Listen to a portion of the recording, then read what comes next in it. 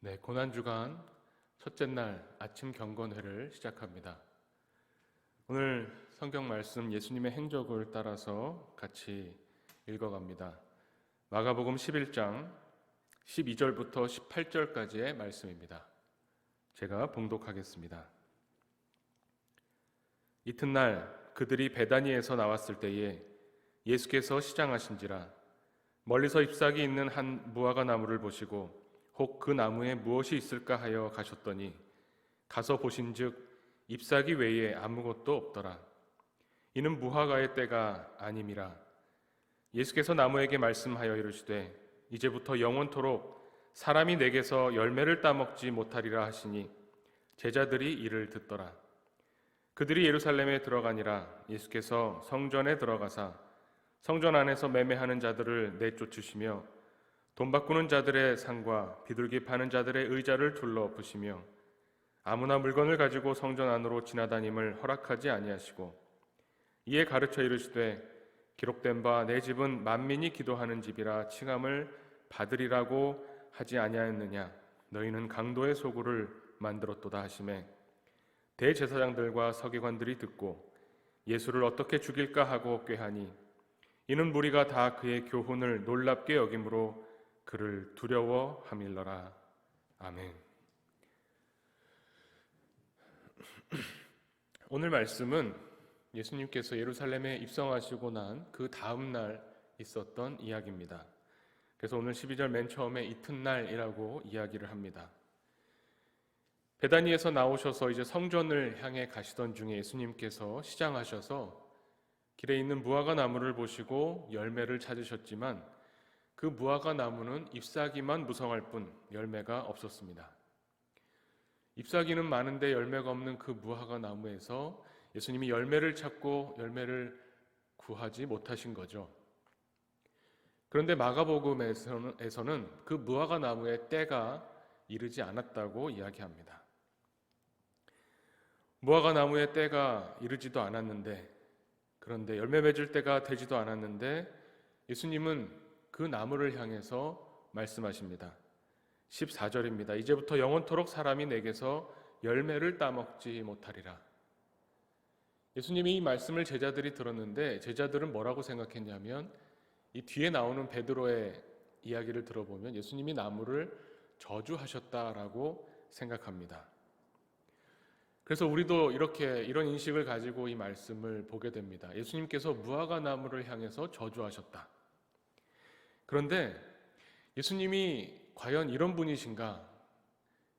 예수님에 대해서 알고 있는 우리가 볼 때 예수님의 이 행동과 이 말씀은 참으로 이해하기 어렵습니다.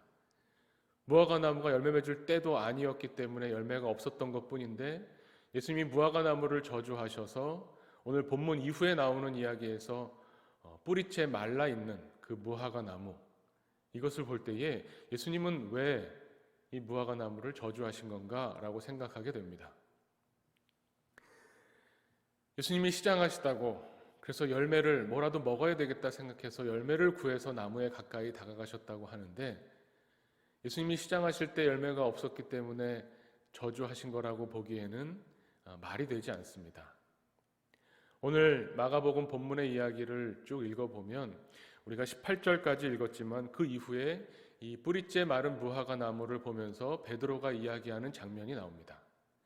그 말은 뭐냐면 무화과 나무 이야기 사이에 예수님께서 성전에 들어가셔서 성전을 깨끗게 하셨던 이야기가 끼워져 있다는 거죠.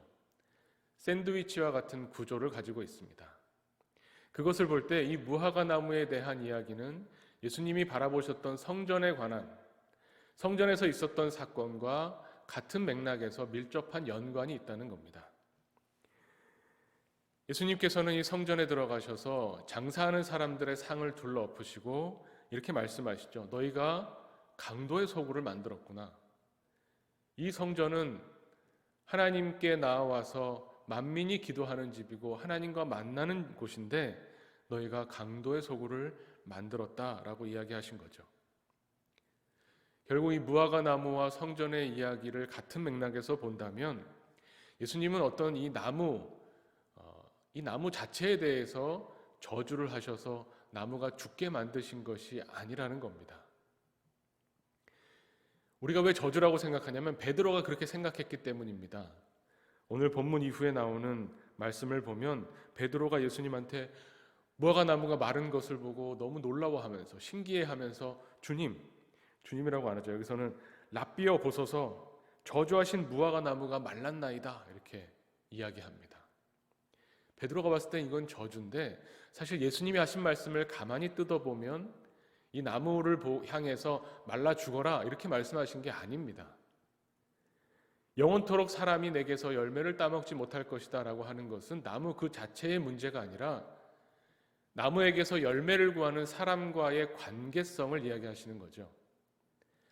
사람에게는 이 나무로부터 무화과 나무로부터 이 무화과라고 하는 과실을 얻기를 원합니다.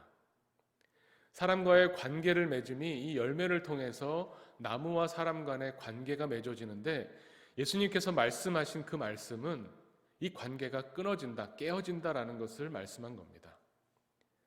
배고픈 사람에게, 시장하고 목마른 사람에게 아무런 열매를 제공하지 못하는 나무는 그 사람에게는 의미가 없습니다. 마찬가지입니다. 성전에 이스라엘 백성들이 왜 나아갑니까? 하나님께 제사를 드려서 하나님으로부터 용서를 받고 하나님과의 관계가 회복되고 하나님의 은혜를 구해서 구원받기 위해서 성전에 나갑니다. 다시 말하면 하나님과 만남을 위해서 성전에 나가는데 그 장소로서 하나님과의 만남의 장소로서 성전은 의미가 있는 것이지 성전에 나갔는데 하나님을 만나지 못한다면 성전은 아무런 의미가 없게 되는 겁니다. 마치 열매를 구하는 사람에게 열매가 없는 나무가 의미가 없는 것처럼 하나님의 구원과 은혜를 구하는 사람에게 성전이 그것을 제공하지 못할 때 아무런 의미가 없게 되는 겁니다. 그래서 예수님께서는 이 장사하는 사람들을 보면서 또 그 장사하는 사람들과 결탁되어 있는 제사장들과 서기관들을 보면서 말씀하시는 거죠. 그 말씀이 어떻게 보면 무화과 나무를 향한 말씀으로 대변됩니다. 이제부터 사람들이 하나님의 은혜를, 하나님의 구원하심을 찾고 구해서 너희에게 나올 때에 너희가 아무것도 하나님의 은혜를 제공해 주지 못할 것이다. 은혜의 통로로서의 기능을 못할 것이다 라고 성전을 향해서 제사장들과 서기관을 향해서 말씀하신 것과 같다는 겁니다. 그래서 이 무화과 나무를 향해서 무화과 나무의 때를 우리가 묵상할 때에 무화과 나무에 열매가 없을 때 성전에 찾아가서 성전을 통해서 아무런 하나님과의 만남이 이루어지지 않을 때 과연 어떻게 해야 될까? 무화과 나무가 때가 아니기 때문에 열매가 없으니 무화과 나무가 열매 맺을 때까지 기다려야 되는 것인가요? 성전에 갔는데 하나님을 만나지 못할 때에 마냥 시간만 보내면서 하나님 만나기를 원한다고 되어지는 것입니까? 성경이 말씀합니다. 보라, 지금이 은혜 받을 만한 때요. 보라, 지금이 구원의 날이로다 말씀하시는 것처럼 우리가 구원받아야 할 때는 지금입니다. 목마르고 시장하고 배고픈 사람이 열매를 찾아 구하듯이 하나님의 구원하심이 아니면 살 수 없기 때문에 우리는 하나님을 만나기 위해 하나님 앞에 나오고 하나님의 은혜와 구원을 갈급하며 구할 때에 그 은혜를 체험해야 한다는 겁니다. 그것이 무엇이겠습니까? 베드로가 신기해서 예수님께 예수님 보십시오. 무화과 나무가 말랐습니다. 할 때 예수님 뭐라고 대답하십니까? 성경에 보면 예수님께서는 대답하여서 이르시되 이게 그 마가복음 11장 22절에 나옵니다. 예수께서 그들에게 대답하여 이르시되 하나님을 믿으라 말씀하십니다. 무화과 나무가 말랐다, 저주받았다 이것은 이 이야기에서 하나도 중요한 것이 아닙니다. 무화과 나무의 사건을 통해서 예수님께서 제자들에게 가르쳐주고 싶으셨던 것은 뭐냐면 그러니 하나님을 믿으라라는 말씀입니다. 예수님은 누구를 저주하시는 분이 아닙니다. 예수님은 어떤 나무를 향해서, 사람을 향해서 저주하시는 분이 아닙니다. 예수님은 하나님을 믿게 하기 위해서 이 땅에 오신 분입니다. 하나님이 베푸시는 구원, 하나님이 베풀어 주시는 생명을 누리게 하기 위해서 이 땅에 오셨는데, 하나님을 거부하기 때문에 그들은 뿌리채 마른 나무처럼 되는 겁니다. 같은 맥락의 이야기가 요한복음 3장에 나오죠. 요한복음 3장 17절에 이렇게 말씀합니다. 하나님이 그 아들을 세상에 보내신 것은 세상을 심판하려 하심이 아니요 그로 말미암아 세상이 구원을 얻게 하려 하십니다. 하나님은 누구를 심판하려고 예수님을 보낸 것이 아닙니다. 생명을 주시려고, 구원을 얻게 하시려고 그 아들을 보내셨는데, 문제는 세상에 주님을 믿지 않는 사람에게 있습니다. 요한복음 3장 18절에 이어집니다. 그를 믿는 자는 심판을 받지 아니하는 것이요 믿지 아니하는 자는 하나님의 독생자의 이름을 믿지 아니하므로 벌써 심판을 받은 것이니라. 예수님이 무화과나무를 보고 제자들이 물어보실 때에 너희는 하나님을 믿으라 말씀하시는 겁니다. 우리에게 정말 중요한 것은 저주받느냐, 우리 그리스도인으로 살아가면서 열매가 없기 때문에 우리가 심판받고 저주받는 것이 아닌가 걱정하고 고민할 것이 아니라 우리가 하나님을 믿는 것에 관심 가져야 된다는 겁니다. 하나님이 보내신 예수 그리스도를 통해서 하나님의 구원을 경험하지 못한다면 그럼 이미 그것이 심판받은 것과 같다는 말씀입니다. 하나님을 믿는 것, 예수를 그리스도라고 고백하며 믿음으로 살아가는 것, 이것이 우리에게는 무엇보다도 중요합니다. 지금이야말로 구원받을 때입니다. 오늘 하루가 예수 그리스도 안에서 하나님이 베풀어 주시는 생명과 구원을 우리가 누려야 할 때입니다. 세상은 이것을 제공해 주지 못합니다. 세상에는 이러한 열매가 없습니다. 사람들이 갈급해서 이 세상에서 어떻게 하면 이 갈급함을 해결할까? 이 목마름을, 이 배고픔을 해결할 수 있을까? 세상에서 성공하기 위해서 달려가지만 우리는 그런 사람들이 아닙니다. 이렇게 어려운 상황에 어디로부터 구원을 받고 어디로부터 위로를 받을까? 사람들은 세상에서 많은 것들을 찾고 구하고 추구하지만 우리는 오직 하나님을 믿음으로 하나님이 우리에게 공급해 주시는 은혜로 살아가는 그리스도인들입니다. 오늘도 우리가 세상이 아니라 하나님을 바라볼 때에 예수 그리스도를 통해서 우리에게 주시는 이 구원하심을 하나님이 베풀어 주십니다. 오늘도 우리에게 공급하시는 하나님의 사랑이 우리 하나교회에 충만하기를 간절히 소망합니다. 또한 그 은혜를 힘입어서 우리가 오늘의 생활 속에서 또 우리가 만나는 사람들에게 우리의 일터에서 주님과 동행하시기를 축원합니다. 함께 기도하겠습니다.